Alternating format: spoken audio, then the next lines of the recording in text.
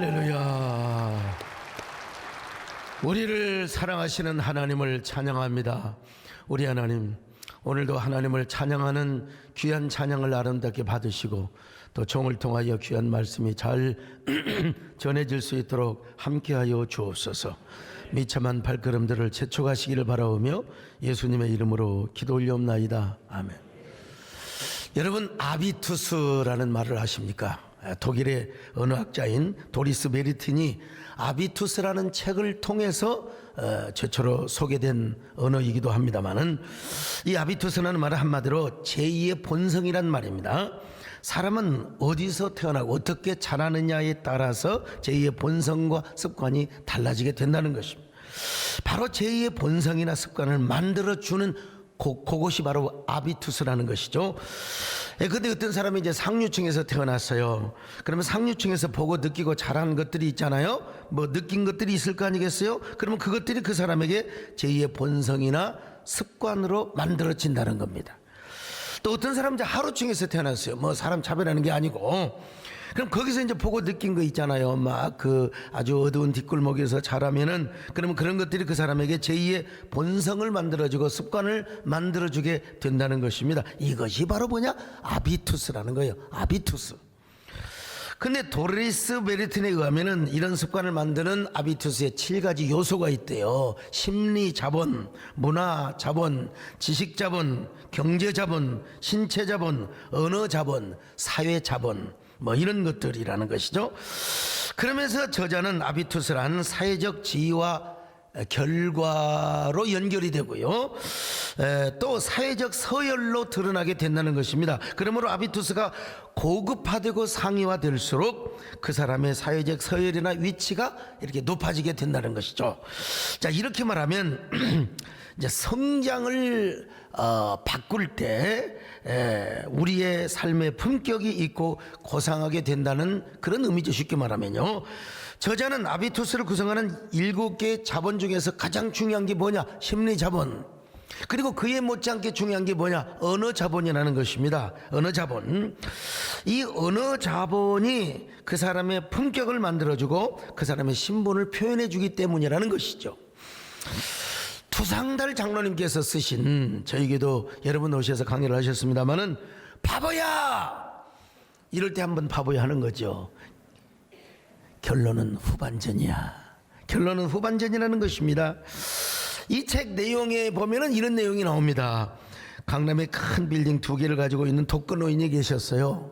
네, 1,000억 원이 넘는 부자죠. 1,000억대가 넘는 부자죠. 근데도 그는 여전히 빈 박스며 폐기물을 모아서 계단 밑 한 모퉁이에 쌓아놓고 막 구걸스럽게 궁상스럽게 삽니다. 여러분, 한 번은 건물 경비가 그 건물 주인한테 찾아줘서 당신 누구길래 여기서 말이야 박스를 깨고 있냐고 봤더니 자기가 모시는 주인이요. 제가 여러분 폐지 줍는 거 이런 거 절대로 제가 격하시키는 거 아닙니다. 폐지는 다른 사람에게 양보를 하셔야죠. 그렇지 않습니까? 자기보다 가난한 사람, 그분에게 좀 양보하면 좋지 않겠습니까? 그런데 건물주였음에도 불구하고 그 건물에서 나오는 모든 폐지를 자기가 다 모아서 궁상스럽게 살다가 여러분 궁상스럽게 돌아가셨다는 얘기입니다.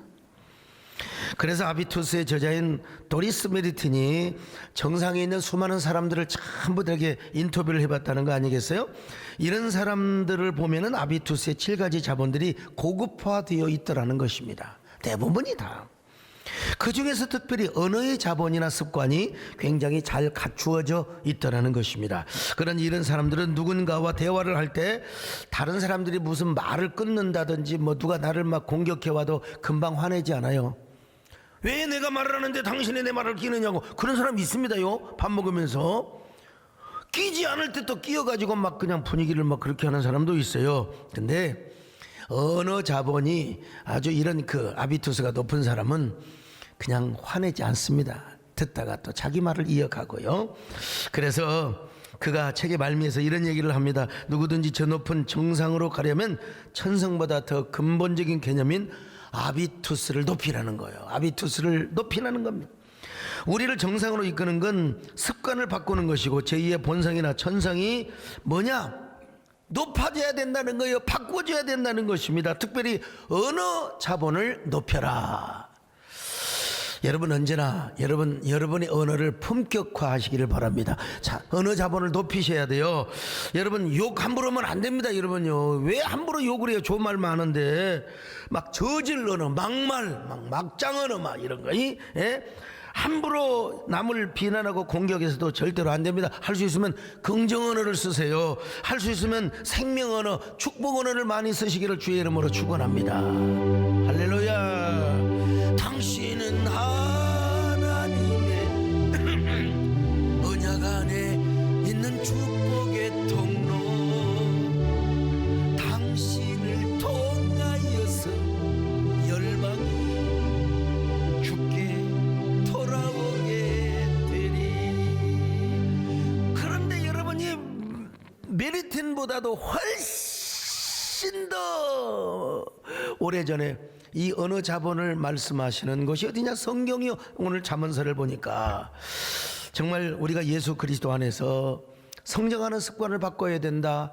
아비투스를 높여야 된다. 특별히 언어 자본을 우리가 잘 사용하고 높여야 된다.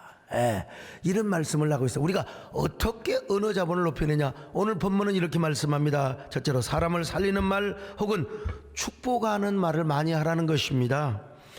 말이 얼마나 중요한 줄 아세요? 오늘 본문을 보면은 사람은 입에서 나오는 열매로 말미암아 배가 부를 수 있어요. 근데 혀를 잘못 놀리면 자기가 한 말에 부정적인 열매를 반드시 따먹을 수밖에 없다는 것입니다. 자, 잠언서 18장 20절로 21절을 봅니다. 시작. 사람은 입에서 나오는 열매로 말미암아 배부르게 되나니 곧 그의 입술에서 나는 것으로 말미암아 만족하게 되느니라. 죽고 사는 것이 혀의 힘에 달렸나니 혀를 쓰기 좋아하는 자는 혀의 열매를 먹으리라. 일단 뭔 말을 하는데 내가 말을 하고 나면 어느 모임에 가서 막 말하고 싶잖아. 그런데 내가 이 말을 해도 될까 안 해도 될까. 말을 하고 나면 마음이 후련해요. 막 누구를 욕하든지 또 그냥 화내는 말을 하면 카타르시스가 돼서 말을 하면 배가 불러요. 근데 혀쓰기를 좋아해가지고 남을 비난하고 비판하고 욕하고 막장말을 하고 이런 사람은 반드시 그 혀의 열매를 따먹는다는 것입니다. 증오의 말을 하면 증오의 열매를 거둬요.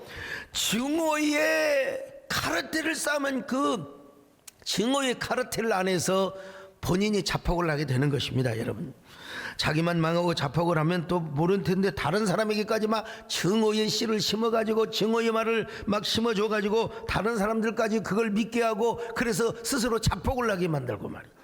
오늘 본문을 보면은 여러분 경고하지 않습니까? 죽고 사는 것이 혀의 힘에 달려 있다고. 부정적인 혀를 쓰기를 좋아하는 사람은 반드시 그 열매를 따먹어요. 그래서 야고보 선생도 이런 이야기를 했습니다. 자, 야고보서 3장 6절로 8절을 같이 봅니다. 시작. 혀는 곧 불이요 불의의 세계라. 혀는 우리 지체 중에서 온몸을 더럽히고 삶의 수레바퀴를 불사르나니 그 사르는 것이 지옥불에서 나느니라. 여러 종류의 짐승과 새와 벌레와 바다의 생물은 다 사람이 길들일 수 있고 길들여 왔거니와 혀는 능히 길들일 사람이 없나니 쉬지 아니하는 악이요 죽이는 독이 가득한 것이라. 혀는 불의 세계래요. 불의 세계요. 근데 그 불은 어디요? 지옥불에서 나온 거래요. 더구나 이놈의 혀가 길들여지지 않으면 언제나 쉬지 아니하는 악이요 그리고 죽이는 독이 가득한 말을 한다는 겁니다. 그러니까 입에서 막 욕설이 나오고 막 저주가 나오고 막 이 새끼 저 새끼가 그냥 금방 나오는 거예요. 그냥 거짓말하는 사람도 여러분 마찬가지면 사람이 살다 보면 살기 위해서 여러분 살기 위해서 검찰에 가서 뭐 그냥 아이고 자기 살려고 거짓말도 하고 뭐 그런 거야. 뭐 좋은 건 아니지만 인간으로서 이해할 수 있어요. 그런데 이런 거짓말이 계속 반복되다 보면 거짓의 영이 씌어버려요. 거짓을 반복하다 보면 맨날 입만 열면 거짓말하면은 자기도 모르게 뭐요? 그냥 아비투스가 저지라 되는 겁니다. 저지라 되는 거예요. 밀레라는 화가를 모르는 분은 없을 것입니다. 밀레는 파리 사람이 아니었어요. 저 시골뜨기 출신인데 아무래도 이게 참 사람은 외모를 보게 돼요. 외모를. 우리 정문사님도 저 기도하신 분이 이제 제 외모를 보고 실망했다는 거 아닙니까? 참말로 저희 집사람이요 나중에 저 응답을 받고 야 좋은 신랑감 있다고 저 만나보고 세상에 실망을 해서 엄마 미쳤어. 여러분 드라로슈라고 하는 선생님이 역시 밀레이의 외모를 보고 별 볼 일 없다고 생각했어요. 근데 어느 날 그림을 그려서 딱 이거 누가 그리냐면요, 제가 그렸습니다. 부족함이 많습니다 선생님. 야 선생님 뭐라고 한 줄 아세요? 밀레군, 나는 태어나서 이런 그림을 본 적이 없네.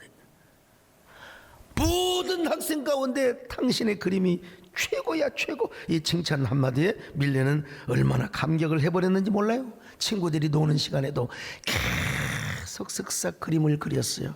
그래서 불의의 명작을 남겼습니다. 여러분 만종이라는 그림 아시죠? 저 그림이 어떻게 해서 나온 줄 아십니까? 드라로슈라고 하는 교수님의 그 품격 있는 언어 차본 때문에 저런 불의의 명작이 나오게 되는 거예요. 참 얼마나 멋있어요. 일 딱 하고 하나님께 감사의 기도를 하는 저 모습 말입니다. 예수님의 언어를 보세요. 우리 예수님이 병자를 고칠 때 무슨 뭐 행위로, 물론 무슨 행위로 하는 경우도 있었어요. 그러나 뭘로 대부분 병을 고치셨느냐? 말씀으로 고치셨어요. 말씀으로. 한 번은 베데스다 연못에 예수님이 가셨는데 38년 된 환자가 있었어요. 주님 말씀하셨어요. 네가 뭘 원하느냐? 낫기를 원하느냐? 예, 낫기를 원합니다. 그래 주님 뭐라고? 그러면 일어나 네 자리를 들고 걸어가라. 이 말씀 한마디, 이 말씀. 로마의 백부장의 하인이 병들었을 때 백부장이 예수님을 찾아왔어요. 그래 내가 가서 고쳐준다고 하니까 여러분 참 대단하잖아요. 자기 부인도 아니고 자식도 아니고 자기 종이야. 예수님 감동을 받고 가서 고쳐준다고 하니까 아닙니다. 주님의 오심을 감당할 수가 없습니다. 말씀으로만 하옵소서. 한마디 말씀만 주시기를 바랍니다. 그러자 주님께서 뭐라고 말씀하시죠? 네 믿은 대로 될지어다. 자 마태복음 8장 13절 시작. 예수께서 백부장에게 이르시되 가라, 내 믿은 대로 될지어다 하시니 그 즉시 하인이 나으니라. 믿음대로 될지어다. 자 여러분 사무엘상 25장에 보면 다윗이 나발이라고 하는 사람에게 자존심을 좀 내려놓고 우리 그 부하들이 지금 너무나 배고프니까 뭐 여러 가지 버터나 양고기를 좀 달라고 부탁을 했어요. 그랬더니 아니 그렇게 해줄 그 권리가 있어요. 왜냐하면 광야에서 도적이나 강도들을 다 지켜줬거든요 다윗의 부하들이. 그런데 세상에 이 나발이라고 하는 놈이요, 다윗이고 나발이고 무슨 상관이냐고. 지 이름이 나발인데 나발이란 말이 여기서부터 나온 거예요. 예? 다윗이고 나발이고 난 소용없어. 다윗이가 뭔데 나한테 이래라 저래라 하느냐고. 다윗이 열받아가지고 말이죠, 나발의 목장을 습격해 버렸어요. 다윗이 또 뭐라고 했겠어요. 목장이고 나발이고 다 가서 습격해 버렸죠. 이놈이 나발이 문제예요. 나발요. 그때 나발의 아내 참 아비가일이 참 지혜로운 여자였어. 그냥 오지 않고 떡과 고기와 물, 볶은 곡식과 과일까지 흡족하게 가져와서 다윗을 따르는 이들을 막 다 대접을 했습니다. 그러면서 얼마나 다윗을 격려하고 칭찬했는지 몰라요. 우리 남편이고 나발이고 다 소용없습니다. 저는 다윗 주군님을 이렇게 융성하게 대접하고자 이렇게 왔다고 말이죠. 예? 입이 마르도록 격려하고 칭찬하는 거예요. 그러자 다윗이 감동을 받았습니다. 다윗이 여자의 칭찬에 완전히 넋이 뭐라고 고백을 한 줄 아십니까? 32절로 33절 봅니다. 시작. 다윗이 아비가일에게 이르되 오늘 너를 보내어 나를 영접하게 하신 이스라엘의 하나님 여호와를 찬송할지로다. 또 내 지혜를 칭찬할지며 또 내게 복이 있을지로다. 오늘 내가 피를 흘린 것과 친히 복수하는 것을 네가 막았느니라. 그냥 나발이고 목장이고 다 갖다 부셔버리려고 했는데 여러분 그 지혜로운 여자가 그걸 막았다는 겁니다. 참 그 말 한마디가 얼마나. 이런 일이 있고 나서 분명히 다윗은 나발을 죽이지 않았어요. 근데 하나님께서 나발이고 자시고 하고 싹 그냥 나발을 쳐서 죽였던 것입니다. 그때 다윗이 가요, 참 그 미소 짓고 아름다운 목소리로 다윗에게 다가왔던 아비가일이 얼마나 아름답게 보였는지. 여러분 프로포즈를 하는 거예요. 아비가일 씨, 당신이 나와 결혼하면 어떻겠어? 이때 아비가일의 눈에 다윗이 누구처럼 보이느냐? 누구처럼 보인 줄 아십니까? 장로님, 별에서 온 그대. 처럼 아름다운 남자로 보였어요. 그러니 아비가일은 웬 떡이냐, 나발이고 다 죽었으니까 그냥 다윗의 아내가 되었습니다, 여러분. 그래서 훗날 아비가일은 이스라엘의 황후마마가 된 거예요. 황후마마가 된 거예요. 제 아들은 초등학교 때 내리 반장을 싹 쓸었습니다. 반장 선거할 때 뭐 나름대로 그 소견 발표를 하지 않습니까? 내가 써줬지요. 여러분, 제가 여러분의 성원을 입어서 반장이 된다면 여러분의 걸레가 되겠습니다. 그리고 학교에 있는 걸레를 들고 나가서 이 걸레가 되겠습니다. 이 한마디로 여러분 반장이 되었다는 사실. 자, 우리 아들이 어릴 때부터 힘이 좋았어요. 저만 이렇게 적지, 우리 집안의 형제들이 다 아주, 우리 작은아버지도 그렇고 키가 보통이 아니에요. 크긴데 저만 어떻게 돌연변이로. 대신 마음이 큽니다, 여러분. 마음이 커요. 비웃는 사람 건강에 별로 도움이 안 됩니다. 예. 자, 그래 이제 우리 아들한테, 우리 아들이 고등학교 다닐 때까지 항상 일진짱이었거든요. 예. 근데 일진짱이었지만 뭐 삥 뜯고 그런 게 아니요. 그 누구 건드는 애들 가서 그냥 뭐라고 해주고, 그 우리 아들이 저를 닮아가지고 참 마음이 좋아서. 근데 우두머리라는 것만 과시했지 절대 삥 뜯고 말이요 남의 애들 괴롭히고 그런 일진이 아닙니다, 여러분. 근데 이렇게 발표했어요. 여러분, 여러분이 저를 반장으로 뽑아주신다면 내가 여러분의 보디가드가 되어드리겠습니다. 그리고 또 반장 계속했어요. 걸레 보디가드 뭐 이런 거요. 여러분, 언어 자본이 이렇게 중요합니다. 그러니까 우리는 할 수 있으면 남을 살리는 말을 많이 하고 좀 축복하는 말을 많이 해야 됩니다, 여러분. 오죽하면 고래도 칭찬하면 춤을 춘다고 했잖아요. 근데 어떤 동물학자가 그런 근거가 없다고, 막 그런 근거가 없다고 천만의 말씀. 이번에 오키나와에 가서 뭐 오전에 잠시 돌고래 쇼를 CBS 이사님들과 함께 갔는데, 아니 사육사가 칭찬하니까 춤을 추던데 보니까요, 춤추는 영상 한번 보여줘 보세요. 제가 거짓말인가? 자, 보세요. 양쪽으로 흔들어. 오른쪽 왼쪽으로. 여러분 보세요.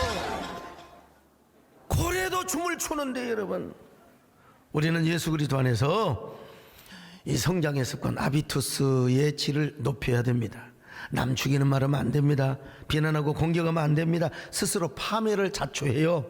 남을 살리는 말을 많이 하고 축복하는 말을 많이 해야 됩니다. 남에게뿐만 아니라 나 자신에게도 나에게도 축복의 말을 많이 해야 돼. 아유, 돌아버리겠네. 그래, 돌아버리면 어쩌려고 그래요. 그러지 마시고, 아이고 은혜가 돌아버렸네, 축복이 돌아버렸네. 그냥 아유 정말 뭐요 또, 아이고 죽겠네, 정말 미쳐 죽겠네. 아이고 죽게 있네. 모든 것이 죽게 있네. 여러분, 언어 자본을 높이시고 여러분 품격하시기를 주의 이름으로 축원합니다. 축복합니다.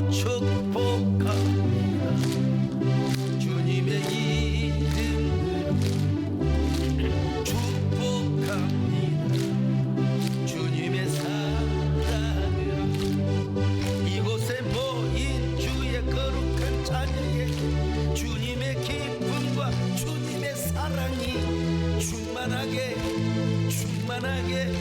넘치기를. God bless you. God bless you. 축복합니다.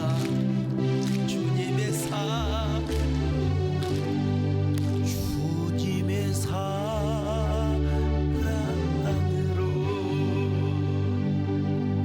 두 번째, 타인의 존재감을 높이는 말을 하되 권면은 애둘러서. 구약 성경에서 축복은 두 가지 단어가 있다고 하잖아요. 하나는 브라카, 하나님을 송축하는 거야. 하나님 기분이 좋으셔서 아슈리, 우리에게 주시는 건강, 평안, 샬롬, 또 우리에게 주시는 어떤 기쁨, 승진, 승승장구. 여러분, 다 올해는 브라카를 잘해서 아슈레의 축복이 넘치시기를 축원합니다. 하나님이 우리를 어떻게 축복하느냐 이 말이요. 우리가 하나님을 높이는 거예요. 높여. 성축에. 그러면 하나님이 아슈레이로 여러분에게 건강으로 복을 주십니다. 안침으로 복을 주십니다, 여러분. 평안으로 복을 주십니다, 여러분요. 예. 하나님께서 참 하나님 앞 빅을 알았던 여호사밧 왕 참 지혜로웠어요. 모압과 암몬군이 갑자기 쳐들어오니까 성전에 가서 기도하고 하나님께 먼저 예배부터 드리고 제단부터 쌓고 성가대를 딱 다윗 왕이 세워놓은 그냥 아마 이 4천여 명의 성가대 오케스트라와 함께 하나님의 언약궤를 탁 앞세우고 여호와는 위대하다, 여호와는 위대하다, 주 여호와는 위대하시도다, 위대하시도다 여호와는. 그러고 노래를 부르고 갔어요. 그랬더니 하나님께서 어떻게 하십니까? 세상에 아슈레이로 성전의 복을 주시는 거예요. 성전의 복을 주시는 거예요. 성전의 복을 주시는 거예요. 예. 그래서 여호사밧이 말이죠, 그냥 그 골짜기 이름을 뭐라고 그냥 브라가 골짜기라, 브라가 골짜기라 막 그러면서 하루 종일 내내 거기서 하나님을 찬양했어요. 송축했어요. 자, 역대하 20장 26절을 같이 봅니다. 시작. 넷째 날에 무리가 브라가 골짜기에 모여서 거기서 여호와를 송축한지라. 그러므로 오늘날까지 그곳을 브라가 골짜기라 일컫다. 여러분, 하나님도 송축해 주는 걸 좋아하시는데 인간도 마찬가지죠. 일단 여러분, 올 한 해는 하나님께 송축을 잘해서 복을 받으시기를 축원합니다. 송축해 내 영혼, 내 영혼, 거룩하신 이름, 이전에 없었던 노래, 나 주님 경배에 해가 뜬 새같이 밝았네. 이제 다시 주님 찬양. 무슨 일이나 어떤 일이 내게 놓여도 저녁이 올 땐 나는 노래해. 송축해 내 영혼, 내 영혼, 거룩하신 이름, 이전에 없었던 노래로 나 주님. 여러분, 이 송축을 한다는 게 얼마나 이 가사도 좋고 곡도 좋고 말이죠. 자, 송축이 한번 더 해볼까요? 송축해 내 영혼, 내 영혼, 거룩하신 이름, 이전에 없었던 내내로 나 주님을 우리 하나님의 존재감, 하나님의 위대하심, 하나님의 절대성을 노래하는 게 브라카 송축이에요. 그럼 하나님의 아슈레이로 인간도 마찬가지입니다. 사람이요, 자기 높여주는 게 좋지 어떤 사람이 뒤에서 맨날 감자 먹으라고 그러고 말이요 막 공격하면 누가 좋아하겠습니까? 예? 그러려면 언어 자본을 잘 우리가 사용하고 높여야 됩니다. 그러면 상대방만 성장하는 게 아니라 나 자신이 성장하는 거예요. 나 자신이 성숙하게 되는 거예요, 여러분. 제일 어리석은 사람이 자기하고 일하다가 떠난 사람 무조건 배신자라고 말이에요. 그 보면 옛날에 저도 그런 유혹이 오더라고요. 막 열심히 일하다가 교회 떠나면 잘 되는가 봐라. 네, 여러분 그렇잖아요. 다 떠날 만한 사람이 떠나고 또 거기에 하나님의 섭리가 있을 것이고, 예. 잘때가 성숙하지 못하면 막 배신자라고 그러고 저거 가론유다라고 말이요. 그러는데 어떻게 가론유다입니까? 다른 곳에 가 신앙생활 잘하고. 그래 여러분, 맹자가 그런 얘기 했지 않습니까? 예? 떠난 사람을 박수 쳐주고 칭찬해 주래. 떠난 지 3년이 되는 사람도 계속 그 사람을 사모하고 그리워하래. 그럼 다시 돌아온대요. 돌아오지 않을 위치에 있더라도 나를 사모하고 나의 존재감을 높여주는 사람이 역설적으로 된다는 것입니다. 여러분, 저도요 과거에 막 처음에 개척교회 목회하면서 아유 정말 그때 대부분요 그 가락시장에서 노점상 하신 분들 노점상이 나쁜 건 아니요. 다 열심히 살아야죠. 근데 이제 지방에서 하루아침에 쫄딱 해가지고 이제 그 야반도주한 사람들이 이제 그냥 그 천막에도 살고 반지하에 살면서 열심히 사는데 그분들 마음속에 막 그 상처가 있어. 상처가 있으니까 일단 욕을 잘하더라고. 욕을 잘해. 그래서 나도 거기서 욕을 배운 거예요, 그분들한테. 욕을 잘하고 막 그 거짓말을 지어서 만들어내고, 그래서 교회에서 막 누군가를 공격하고 최고의 목표가 담임 목사지요. 그러면 제가 또 그걸 못 참아가지고 소집을 한다. 다 나와. 그래서 제가요 목사보다는 검사했으면 잘했을 뻔했어요. 대질신문하고 그냥 캐는 거요. 전문이야, 전문. 근데 그렇게 사실을 밝혀놓고 나면 반드시 거기 주범은 교회를 떠납니다. 그 미쳤다고 내가 그런 짓을 했는지 모르겠어요. 내가 어느 날 때부터 깨닫고 상담 수업을 했습니다. 내가 상담대학원을 다녔어요. 내가 누구인가?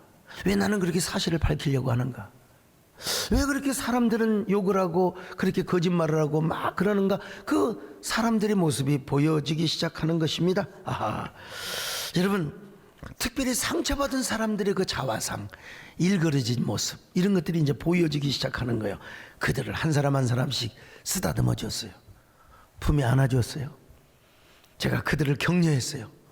설교도 막 치는 설교가 아니라 보듬어 주는 설교를 했어요. 그랬더니 여러분, 교회가 부흥하더라고요. 사람들이 모여들기 시작하더라고요. 어느 책에 보니까 이런 얘기가 나오더라고요. 직장을 다니는 아내가 막 돌아와가지고 남편 앞에서 우리 상사 말이야, 그 새끼, 어떤 X새끼 하면서 말이요 욕을 하면 남편이 당신이 말이야 잘못하니까 그러지, 그러니까 승진도 못하고 그러면 여러분 열받아 죽겠다는. 그러지 말고 아비투스가 높은 사람은 그 남자 못 쓰겠네 그 내가 당장 가서 좀 혼 좀 내줄까? 그 사람 말이야 혼내줄 능력도 없으면서 그렇게 말을 하면 내 남편이 내 편이 되는구나, 그런 그 이야기가 있더라고요. 근데 전혀 자기 편도 안 내주면서 당신이 그러니까 승진도 못하고 그러니까 때려치우라고. 여러분, 그러면은 얼마나 그 아내에게 상처가 크겠습니까, 여러분? 각본에 없는 이야기인데 갑자기 생각이 나요. 제가 개혁신학연구원 학교를 다닐 때 우리 정규란 목사님께서 저에게 구약을 가르쳐 주셨어요. 근데 또 다른 구약 교수님이 계셨습니다. 근데 다른 구약 그 교수님은 말을 함부로 해요. 이따이가 말이야 추석이라고 이거 휴지통에 넣어버리라고 말이야.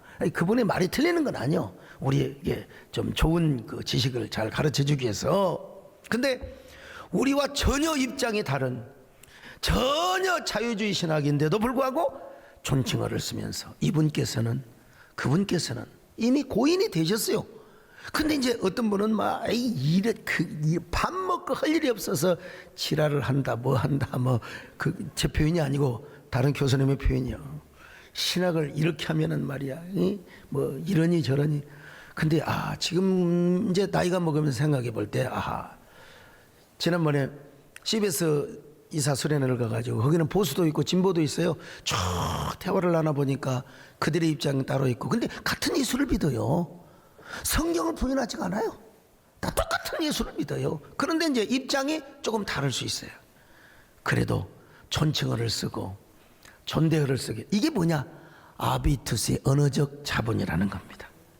그래서 요즘 우리 정유람 총장님이 다시 보이는 거예요. 참 저런 인격자시고 저렇게 훌륭하신 분이셨구나. 오늘 여러분, 하나님도 송축을 잘하지만 사람도 여러분 존재감을 잘 세워주시기를 주의 이름으로 축원합니다. 사랑해요, 축복해요, 할렐루야. 사랑해요, 축복해요.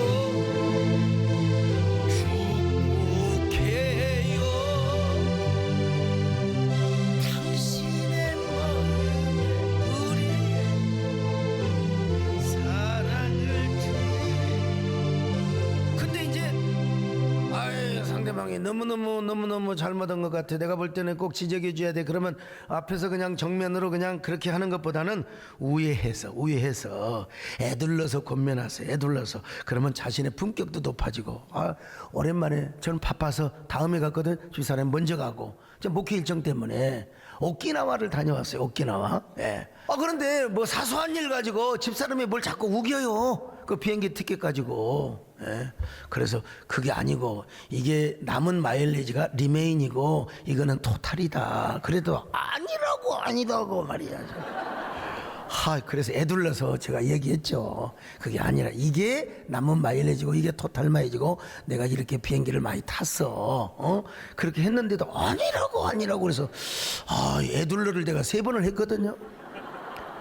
이 사람아 나이를 먹더니 어디 이렇게 고집만 세져 이 사람이. 목사가 그러면 그런다는 거죠. 알지? 그랬더니 또 삐지시잖아. 여러분 끝까지 애둘러서 얘기하는 게 좋겠더라고 보니까. 자, 3번째, 이제는 상대방의 말을 잘 알아듣고 해석할 수 있는 능력을 가진 게 좋아요. 영국의 시인 로저 맥커프의 시인이 당신과 나라는 시, 좀 특이한 시이기는 합니다. 나는 조용조용 설명한다. 당신은 고함치는 말로 듣는다.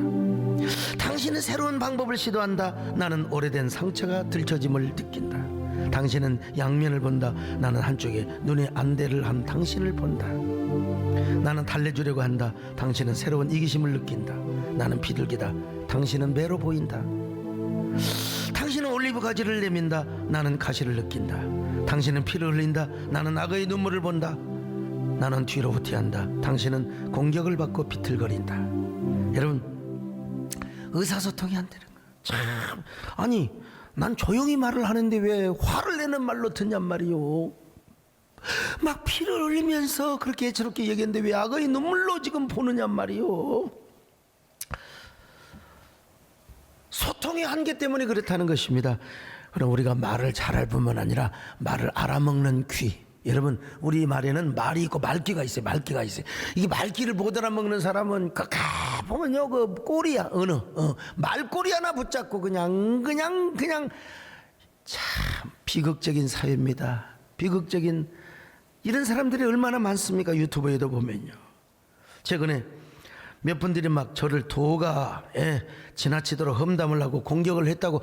근데 저는 그런 거 안 봐요. 근데 어떤 분들은 충성스럽게 문자까지 줘가지고 요약을 해서 저한테 보내줍니다.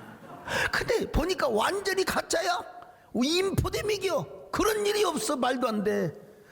이런 사람들을 향한 가장 친절한 A가 뭔 줄 아십니까? 무시를 하는 거예요. 참 이게 사람 왜 그런가 한번 생각을 해봅니다. 어떤 분들은요, 제가 연합기관장의 대표회장이 되기 위해서 배우에서 이런 일을 나누는 저런 일을 하는 동안 이야, 이 소설가들 표명한 건 아니지만 이게 새로운 장르의 소설입니다. 여러분요. 완전히 빗나갔잖아요. 저 안 나갔잖아요. 그리고 저는 뒤에서 누구를 죽이는 일을 이런 따위가 안 합니다. 저는 우리 아버님께서 우리 진주소는 절대 그런 종자가 되면 안 된다거나 어릴 때부터 성경이 아니더라도 더더구나 예수 믿고 내가 여러분 성경을 믿는데 하나님의 말씀을 믿는데요. 인터넷상이나 문자로 악플이나 가짜뉴스를 일삼는 사람들을 보면은 대부분 그냥 상처가 있어요. 열등의식이 있어요. 열등의식. 그걸 나만 의로워. 자기를 포장하기 위해서는 누군가를 막 공격해야 돼요 말이에요. 예. 그래서 저는 모든 거 하나님 앞에 다 맡기고 긍정의 해석을 하려고 노력하는 사람입니다. 다윗이가요, 광야로 쫓겨날 때 시므이가 별별 말로 다 공격했잖아요. 사울의 왕관을 빼앗아가더니 말이요, 지금 아들에게 왕위를 빼앗기고 도망가고 있다고 진짜 다윗의 아픈 부분을 막 찔러대는 거예요. 요압 장군이 칼을 빼고 저런 쳐 죽일 놈 같으니라고 저런 가서 죽이려고 하니까 다윗이가 요압한테 이마저도 우리는 하나님 앞에 맡겨보세요. 하나님께 맡겨보세요. 얼마나 다윗이가 겸손한 사람입니까? 다윗이가 승자가 됐잖아요. 그리고는 나중에 다윗이가 왕이 되어 딱 예루살렘에 오니까 시므이가 세상에 무릎을 꿇고 목숨만은 살려달라고. 이게 약자한테 강하고 강자한테 약한 이런 쪼다. 여러분 뭐라고 해요? 양아무개. 이런 사람을 양아치라고 하는 거예요, 여러분. 참 여러분, 이 모든 것들이 다 과정이고 지나가는 것들입니다. 하나님이 더 잘하십니다. 하나님 더 잘하세요. 여러분, 이런 말이 있어요. 이 세상에서 가장 부자는 욕심이 없는 자요, 가장 명예로운 사람은 자리에 연연하지 않아요. 나 여러분 이번에 안 나가잖아요 예? 그리고 강한 자는 다투지 않는 자요, 가장 강한 자는 다투지 않는 자요. 자, 잠언 15장 1절 같이 봅니다. 시작. 유순한 대답은 분노를 쉬게 하여도 과격한 말은 노를 격동하느니라. 야, 잠언 15장 4절 시작. 온순한 해는 곧 생명나무이지만 패역한 해는 마음을 상하게 하느니라. 로마서 12장 19절도 봅니다. 시작. 내 사랑하는 자들아, 너희가 친히 원수를 갚지 말고 하나님의 진노하심에 맡기라. 기록되었을 때 원수 갚는 것이 내게 있으니 내가 갚으리라고 주께서 말씀하시니라. 예수님이 십자가에 달리실 때 진짜 기가 막혀. 세상에 자기를 영접을 세상에, 예? 그런 유대 민족의 지도자들이, 세상의 유대 종교 지도자들이 예수님을 십자가에 못 박으라고. 우리 하나님 얼마나, 아버지야 저놈들을 벼락을 쳐주시옵소서, 그냥 그렇게 하나님 기도할 수 있잖아요. 예수님 안 그랬어요? 그냥 주여 저들의 죄를 용서하여 주소서. 저들은 모르고 합니다. 버스 지나간다면 소용없어요. 빌라도에 의해서 십자가에 죽임당하는데, 아버지여, 내 아버지여, 헤블리 나이 파더, 저 빌라도와 저 군사들을 갖다가 요절을 해버리시옵소서 안 했어요. 네, 저들은 알지도 못합니다. 싸우지도 않았어요.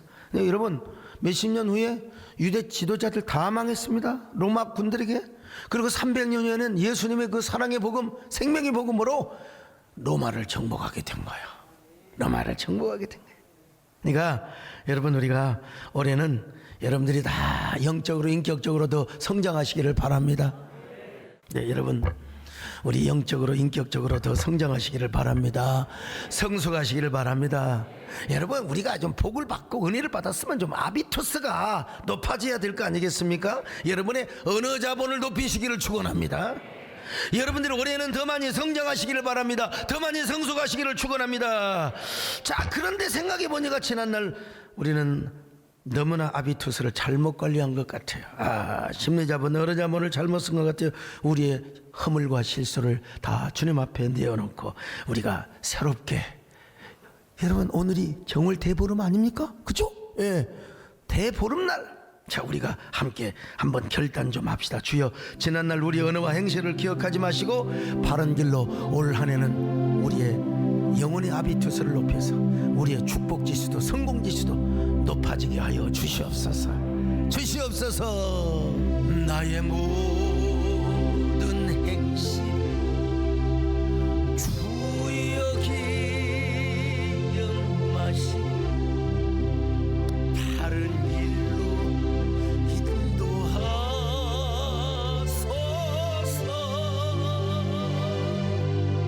기쁠 때나 슬플 때 나와 동행하시고 밤낮을 지켜주소서.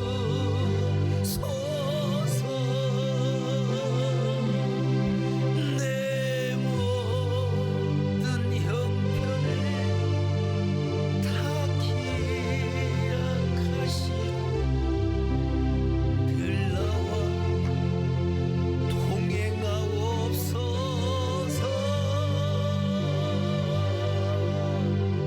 나의 생명 주와 남김없이 드리 주여 나를 축복하소서.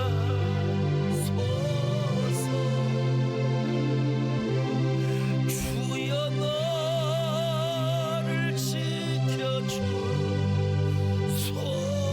하나님, 올 한해는 예수 그리스도 안에서 아비투스, 특별히 언어 자본을 높이게 하여 주시옵소서. 우리가 저주의 말이나 비난의 언어나 저 부정 언어를 쓰지 않게 하여 주옵소서. 긍정 언어, 생명 언어, 그리고 축복 언어, 하나님이여 남과 나에게 스스로 독려하는 언어, 그리고 그 말을 우리가 잘 받고 정말 긍정으로 해석하며 그것을 하나님의 메시지로, 하나님의 말씀으로 우리가 받으면서 겸손하게 나갈 때 하나님은 우리에게 내 편이 되어 주실 줄로 믿습니다. 우리 하나님이 나를 높여 주실 줄로 믿습니다.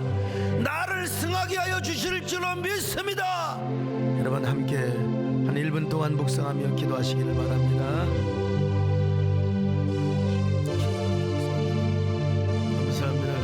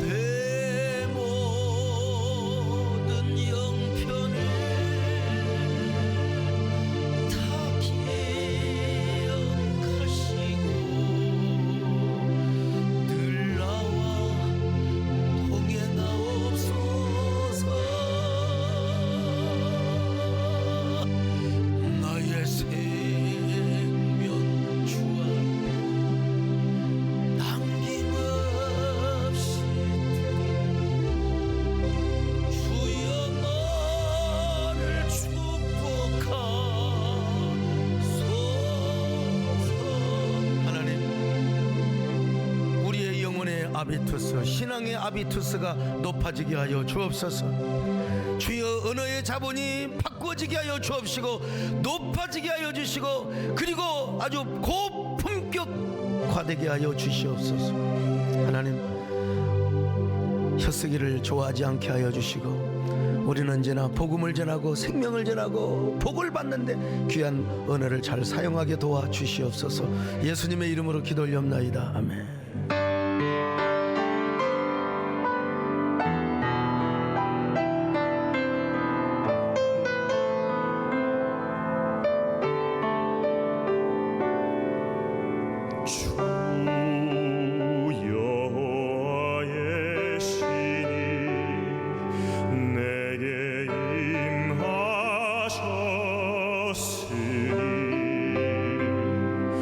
이는 주께서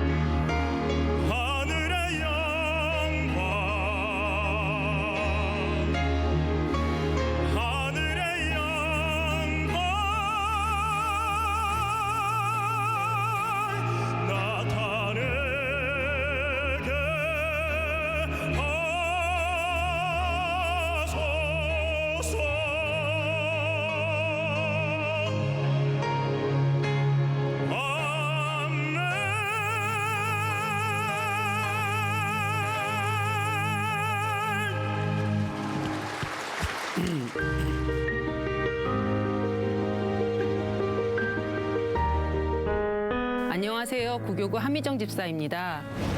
저는 낯을 많이 가리는 내성적인 성격 탓에 예배와 봉사의 자리에는 있었지만 사명 앞에 소극적인 성도였습니다. 그래서 한쪽은 세상 속에, 한쪽은 신앙생활에 발을 담그며 복음적 열정도 영혼에 대한 간절함도 없는 삶을 살았습니다. 하지만 작년에 너는 진리의 말씀을 옳게 분별하며 부끄러울 것이 없는 일꾼으로 인정된 자로 자신을 하나님 앞에 드리기를 힘쓰라라는 약속의 말씀을 받고 전도 총총무라는 사명에 순종할 수밖에 없었습니다. 전도는 특별한 은사가 있는 사람만이 할 수 있다고 생각했기에 전도 총총무가 되면서 제 맘대로 살던 삶을 주님이 원하시는 삶으로 살아야 된다는 부담감에 영적 전쟁이 시작되었습니다. 저는 하나님의 일꾼으로 하나님 앞에 드려질 때 가정을 세워주신다는 그 약속의 말씀 때문에 억지 십자가를 붙들고 울면서 전도 현장에 나가기도 했습니다. 그러던 중 코로나 감염으로 어쩔 수 없이 자가격리가 되어 전도 모임에 나갈 수 없는 상황이 되었는데 오히려 그 상황이 쉼을 얻는 듯 기쁘게 여겨졌고 전도의 부담감에서 자유로워진 듯한 마음이 들어 홀가분하다는 생각마저 들었습니다. 그런데 바로 그때 하나님은 제게 찾아오셨습니다. 시간적으로 여유가 생겨 우연히 철로 역정을 다시 보게 되었는데 아는 내용인데도 그 순간 너는 축복을 바라면서 고난을 감당하지 않으려고 하느냐라는 하나님의 음성이 들리는 듯 했습니다. 그동안 나의 기도, 나의 편안함, 나의 삶의 회복을 강구했던 저이기에 십자가 보혈의 감동은 있으나 예수님의 고난에 참여하고 싶지는 않았던 것입니다. 주의 일을 해야 함을 알았지만 하기 싫었던 나의 어리석고 못난 모습이 보이기 시작했습니다. 그 순간 하나님께 회개하며 죄송한 마음에 주체할 수 없는 눈물이 흘렀고 저는 그 자리에서 무릎을 꿇고 기도했습니다. 능력이 없다는 핑계로 나의 부족하고 연약한 모습이 드러나는 것이 두려워 사명을 밀어내고 거부하며 불편해했던 제 모습이 한없이 부끄러웠습니다. 하나님이 제게 바라신 것은 작은 순종이었습니다. 사명의 자리를 지키는 제 모습, 열매가 있든 없든 전도의 현장에 서 있기를 원하셨다는 생각에 저는 작은 순종을 시작으로 나를 뛰어넘는 순종을 하는 것으로 다짐하고 결단하였습니다. 그렇게 하나님은 저의 순종을 통해 제 삶의 무너진 부분을 고치기 시작하셨고 제 한계를 뛰어넘는 일들을 하나씩 감당케 하셨습니다.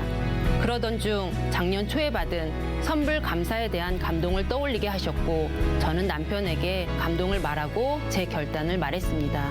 사실 결단은 했지만 제게도 갈등이 없지는 않았습니다. 헌신하기로 한 날짜가 다가올수록 미래에 대한 불안이 밀려왔고 하나님 앞에 물질로 저울질하는 제 모습이 너무 싫었는데 고맙게도 제 영적 전쟁을 지켜보던 남편이 신앙의 중심을 잡아주었습니다. 순간 제게 십자가에 매달려 피 흘리시는 예수님의 얼굴이 떠올랐고 저는 영적 전쟁을 끝내고 감사하는 마음으로 헌신을 할 수 있었습니다. 하나님은 그렇게 저의 작은 순종을 지켜보셨고 그 작은 순종에도 하나님은 남편이 정교수로 승진하는 큰 축복으로 약속의 말씀에 응답해 주셨습니다. 저는 빛 가운데로 한 걸음씩 걷게 하시는 하나님의 임재와 운행하심을 경험하였기에 제 삶의 모든 것이 하나님의 은혜임을 고백할 수밖에 없었습니다. 영적인 눈이 열리지 않았던 제 삶은 사명의 자리에서 순종했던 그 순간부터 눈을 뜨게 되었던 것 같습니다. 하나님께 매여 있는 삶이 축복의 삶이라는 것을 깨달았고 오늘도 제 발걸음을 하나님의 시간 앞에 두고 걸어가려고 합니다. 작은 순종 앞에서도 뒷걸음치던 저를 사명으로 세워주신 담임 목사님과 교구 사역자 분들께 감사드리며 이 모든 영광을 하나님께 올려드립니다. 감사합니다.